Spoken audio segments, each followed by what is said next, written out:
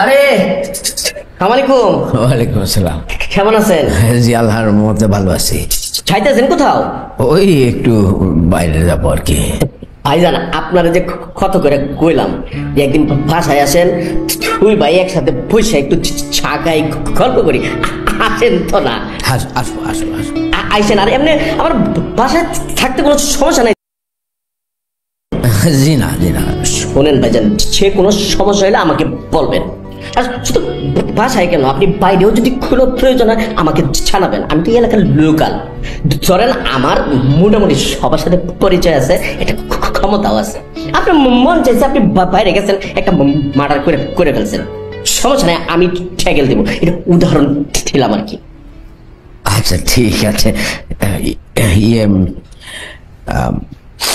আপনার কি প্রশাসন, পুলিশ এদের সাথে যোগাযোগ আছে নাকি?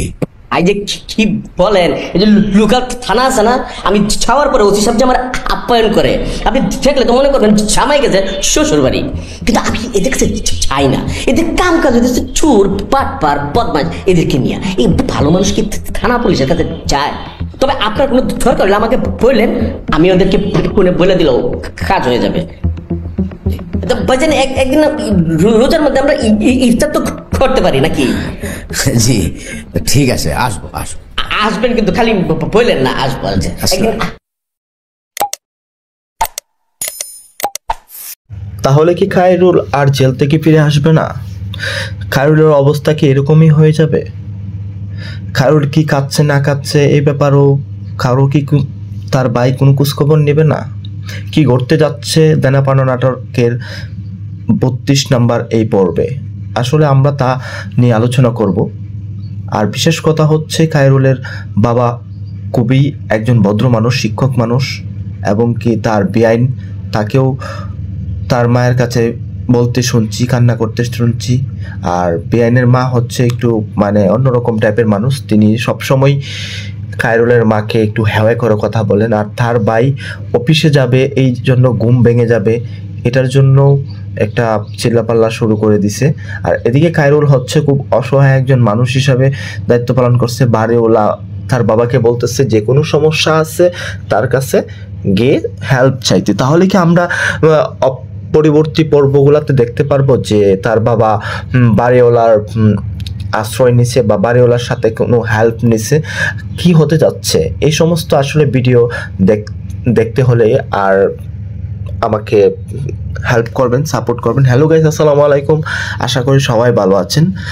আজকে আমি কথা বলবো দেনা পাওনা নাটকের 31 নাম্বার পর্বে কি ঘটতে যাচ্ছে বা কি হতে পারে, বা 31 নম্বর পর্বগুলা আসলে কেমন হতে পারে, বা তার বেআইন তার মার কাছে কি সমস্ত কথা বলে। খায়রুলের প্রতি যে তার বেআইনের একটা দুর্বলতার একটা মনোভাব, এই জিনিসটা আমরা দেখতে পারবো। আসলে একটা মানুষ তার পরিবারের না হোক, সে আসলে তো সেই পরিবারের একজন পালিত সন্তান হিসেবে হলেও সে একজন পরিবারের সন্তান হিসেবে তার বাবা মা দেখে তাকে, এবং কি সেরকমই তাকে ভালোবাসে। আমি মনে করি খায়রুলের চেয়েও মানে তার বড় ভাইয়ের চেয়েও খায়রুলকে অনেক বেশি ভালোবাসে আমাদের এই শিক্ষক স্যার। তো খায়রুলের এই অন্যায়টা কি আসলে কি এভাবেই থেকে যাবে? খায়রুলকে কি কোর্ট পর্যন্ত তারা কি নিয়ে যাবে? কোর্টে কি চালান করে দেবে, নাকি খায়রুলকে আবার ব্রেক নিয়ে আসবে? এদিকে আবার রমজান শুরু হয়ে গেছে। তো খায়রুলের মা, খায়রুলের বাবা, পালিত বাবা যারা, তারা আসলে কিছুই খাচ্ছে না, কিছুই ভালো লাগছে না, সারাক্ষণই কান্না করতেছে যাতে খায়রুলকে আবার ফিরে আনা হয়। এটার জন্য আসলে তো তার বাবার সাথে কথা বলছে, তার পালিত ভাইয়ের সাথে কথা বলছে এ বিষয়ে, যাতে মানে উনি বের হয়ে নিয়ে আসে। আর হচ্ছে উনি চাচ্ছে না যে উনি একজন ভালো বিজনেসম্যান, উনি চাচ্ছে না কোনো ঝামেলা যাওয়ার জন্য। আর যেহেতু ওনার আপন ভাই না, তো এই ব্যাপারে তার কোনো মাথা ব্যথা নাই। কিন্তু খায়রুল তাকে বড় ভাইয়ের চেয়েও বেশি সম্মানে দেখে, কিন্তু আসলে বড় ভাই খায়রুলকে এসবে পালিত মানুষ হিসাবেই দেখে, যে বাড়ির একটা কামলার জন্য এত কিছু করা সম্ভব না। তো এই হচ্ছে বিষয় নিয়ে দেনা পাওনা নাটকের খুবই একটা সুন্দর একটা পরিবেশে সুন্দর একটা জিনিস সাজানো হয়েছে। আর বিশেষ কথা বলতে হলে কি, খায়রুলের যে ভাবি ছিল, তো সেই ভাবি বলতেছে তার মাকে, আপনি যদি এভাবে কান্না করেন, আপনার ছেলের সকালে অফিস আছে, তাও ও অফিসে যাবে কীভাবে? আপনারা এভাবে কান্না করবেন না, আপনারা এভাবে ডিস্টার্ব করবেন। রীতিমতো হচ্ছে যে যেটা মিষ্টি জুতা বলি এরকম। আর হচ্ছে ওনার বেআইন তো আছে একজন, তো উনি এত সুন্দর করে মিষ্টি জুতা মেরে মেরে কথা বলে, সবার সামনে কথা বলে, আসলে বোঝার কোনো উপায় নেই। মানে উনি মিষ্টি জুতা মেরে মেরে কথা বলে, আর মানে সাপও ভাঙে না, সাপও মরে, লাঠিও ভাঙে না, এরকম অবস্থা। যাই হোক, আমরা পরবর্তী পর্বতে আমরা সেটাই দেখতে পারবো যে খায়রুল কিভাবে তার জেল থেকে বের হয়, নাকি জেলের ভিতরেই থাকে।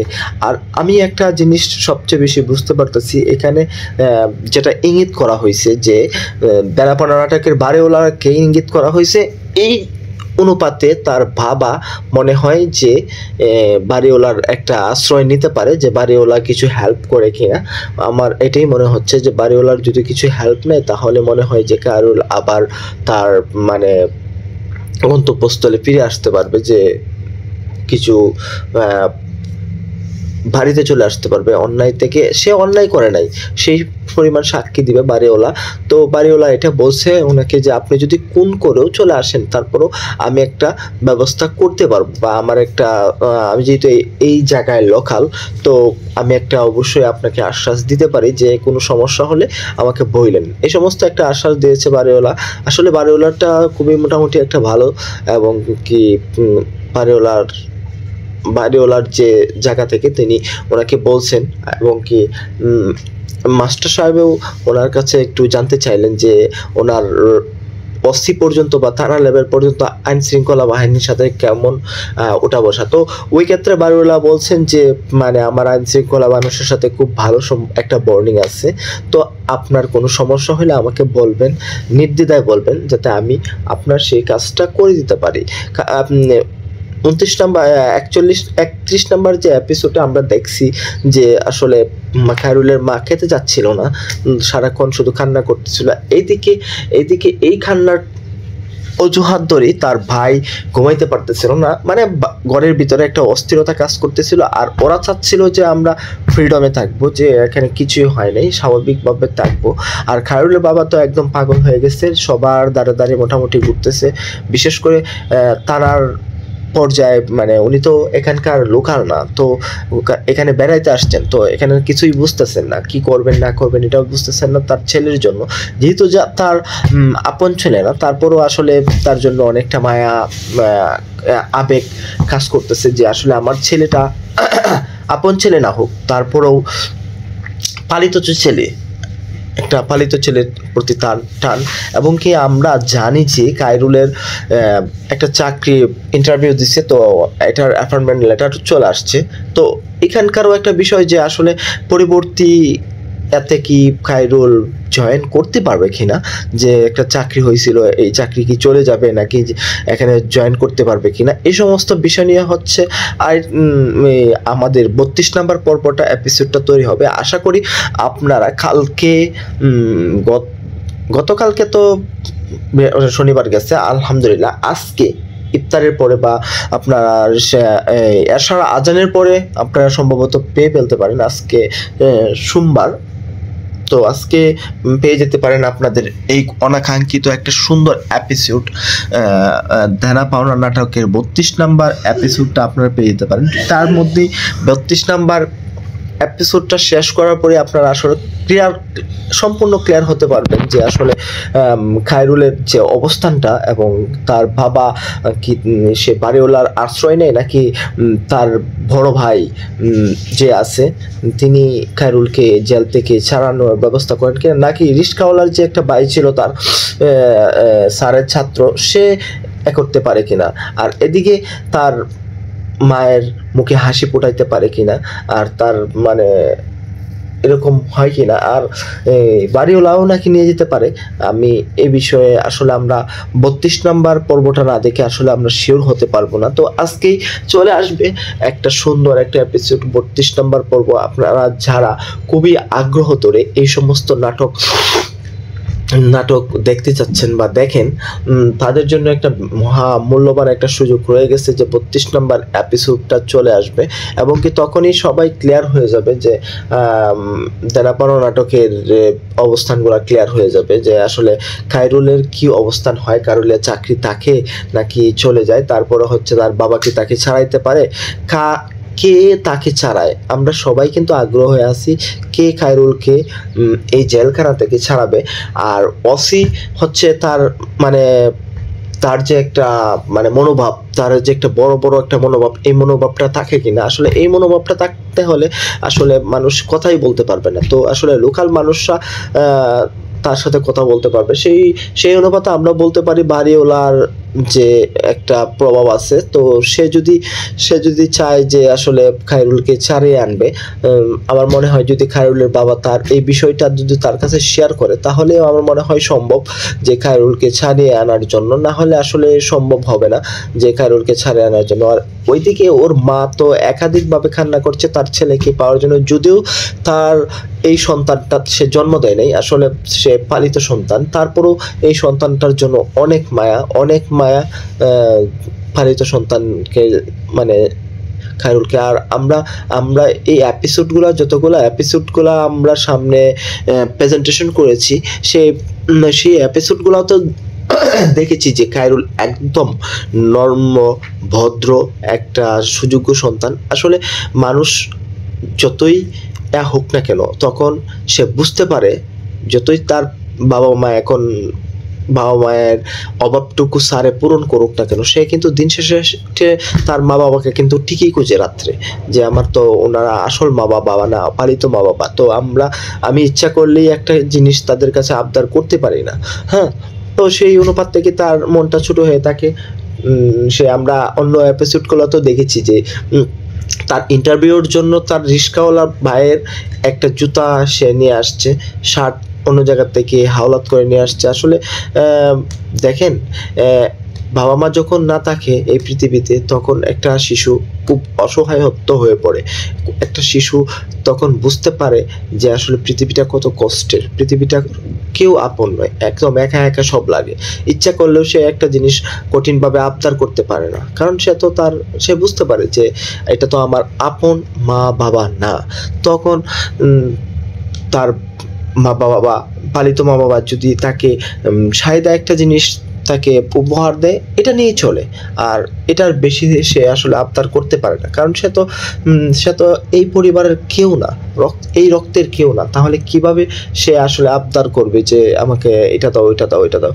তিনি পড়ালেখা করাইছেন, রাস্তায় থেকে এনে মানুষ করছেন, এটাই হচ্ছে তার কাছে চ্যালেঞ্জিং যে আমি পাওনাটা কিভাবে পরিশোধ করব, এই ঋণটা কিভাবে পরিশোধ করব।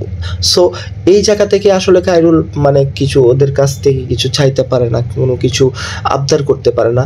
এই জন্য ছেলেটা সবসময় একটা মানে মনের ভিতরে একটা ভয় থাকে বা খুব চিন্তা ভাবনা করে কাজ করে। আরও আসলে ছোট মানুষ তো বুঝতে পারে না যে কখন কি কথা বলতে হবে। আসলে গ্রামের মানুষরা যখন শহরে আসে না, তখন বুঝতে পারে না কার সাথে কিভাবে কথা বলতে হবে, কোন জিনিসটা কিভাবে ইউজ করতে হবে বা কার সাথে কিভাবে মেনটেন করতে হবে, কিছুটা হলো ব্যাঘাত ঘটে। যাই হোক, খায়রুল একজন শিক্ষিত ছেলে, সেই ক্ষেত্রে তো এরকম একটু কম হওয়ার দরকার, এটাই হলো বাস্তবতা। আর আমরা ভবিষ্যতেও জানি যে মা বাবা ছাড়া পৃথিবীতে একদম অচন, বারবার আমি যে কথাটা বলতেছি। তারপরেও তার ওই স্যার তার কাছে কিন্তু অনেক ভালোবাসেন খায়রুলকে।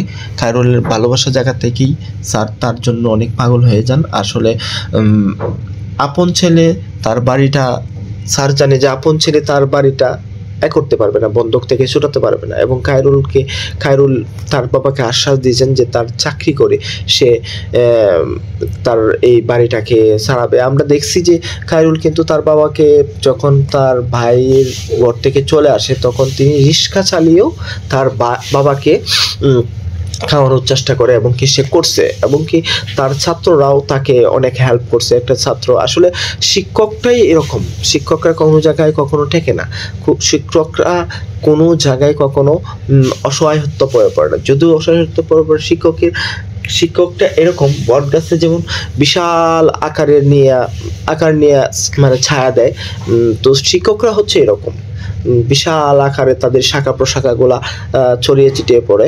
তো এই বিষয় নিয়ে হচ্ছে আজকের এই এপিসোডগুলা। তো শিক্ষক এটার জন্যই কোনো জায়গায় ঠেকবে না, কোনো জায়গায় কিছু হবে না, সব জায়গাতেই শেষ হয়ে যাবে। আর আমরা জানি যে খায়রুল যে অপরাধে সে গ্রেপ্তার হয়েছে, সেই অপরাধগুলো কোনো বিষয়ই না, সেই অপরাধ কোনো খুঁটিয়ে দেখলে প্রমাণ হয়ে যাবে। আর যদি তার বেআইন সুষ্ঠুভাবে সুন্দরভাবে যদি সরকারি লোকের কাছে বা আদালতে গিয়ে কোনো সাক্ষী দেয়, তাহলে এটা কোনো কেসের কোনো মামলাই না। তারপরে একটু ভয় পাচ্ছে ওরা, কারণ হঠাৎ করে এই সমস্ত মানে জিনিসগুলো যখন সামনে চলে আসে তখন আসলে মানুষ ভয় পায়। আর খায়রুলের যে মাওইমা ছিলেন, তো উনি তো আসলে মানুষকে খারাপভাবে উপস্থাপন করতেছেন, যেভাবে মন চায় এভাবে খায়রুলকে পচাইতেছেন। খায়রুলের মাকে যে এই সমস্ত সন্তান খারাপ সন্তান এই সেই ইত্যাদি কথা বলতেছেন, আসলে মানুষকে ছোট করার কাজই হচ্ছে ওনার একটা চরিত্রের মধ্যে পড়ে গেছে। তো আসলে মোট কথা হচ্ছে যে আমাদের এই নাটকগুলো এত ভালো লাগে। আর পরিচালককে অসংখ্য ধন্যবাদ যে তারা এই সমস্ত নাটক আমাদের জন্য উপহার দিয়েছেন। এই সময়কালে এই সমস্ত মানুষ নাটক দেখে আসলে অনেক কিছু শিক্ষণীয় বিষয় আছে, অনেক কিছু শিখে যেতে পারে মানুষ। আর যাই হোক, সবাই আমার পেজটাকে লাইক কমেন্ট করবেন, এবং আশা করি আমিও নতুন এরকম কিছু নাটক বা ছবি বা ইত্যাদি জিনিস নিয়ে আপনাদের কাছে রিভিউ দিতে পারবো, যে কতটুকু ভালো হয় কতটুকু খারাপ হয়। আমি জানি না আপনাদেরকে আমি কতটুকু বুঝাইতে পেরেছি, আমি যতটুকু পারি আপনাদের সামনে প্রেজেন্টেশন করার চেষ্টা করছি। আমারও ভুলভ্রান্তি হতে পারে, সবাই আসলে ভুল হলে ক্ষমা করে দিবেন। আর সবাই ভালো থাকবেন, সুস্থ থাকবেন, এবং কি পরবর্তী যে আমাদের 32 নাম্বার এপিসোডগুলো আছে সেই এপিসোডগুলো দেখার জন্য আপনারা কিন্তু অবশ্যই দেখবেন, কারণ 32 নাম্বার এপিসোডগুলো আসলে আরও কিছু একটু ভালো কিছু আসতে চলছে। তো আর অপেক্ষা সইছে না, ইনশাল্লাহ আপনারা পেয়ে যাবেন। আপনাদের আজকে যেহেতু রোজা, আর এখানে যেহেতু রোজার বিষয়টাও প্রেজেন্টেশন করা হয়েছে, তো ইফতারির পরপরই ইনশাল্লাহ আপনাদের অনাকাঙ্ক্ষিত বা একটা সুন্দর আকর্ষণীয় একটা নাটক আপনারা উপভোগ করতে পারবেন আশা করি। সব কিছুই ভালো দিকটা আপনারা বেছে নেবেন, এবং খায়রুলের জন্য একটু আপনারা মন থেকে দোয়া করবেন যেন উনি জেল থেকে ছাড়া পায়, এবং কি আমরা সবাই আশাবাদী যে উনি জেল থেকে ছাড়া পাবে, চাকরি করবে, মা বাবার বাড়িটা যাতে বন্ধকটা ছুটায়, এই সমস্ত